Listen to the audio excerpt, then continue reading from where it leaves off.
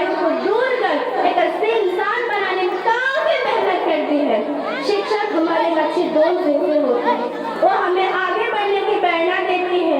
उनके बिना हमारे जीवन अधूरे हैं और उनको इसलिए शिक्षक दिवस के शुभ अवसर पर उनको सम्मान करना चाहिए, उनकी मेहनत की मान्यता करनी चाहिए और उनके प्रति गहरा सा समर्पण दिखाना चाहिए।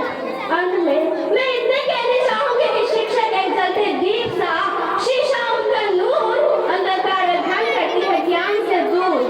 जीने की कला सिखाया है आप, ज्ञान की कीमत बताया है आप। किताबों से कुछ भी नहीं होती अगर मेहनत से नहीं पढ़ाया करते आप। चिंता है आपको हमसे ज्यादा, हम लोगों के फ्यूचर को दिन रात पढ़ाया, अपने कोई कसर न छोड़ा मेहनत का।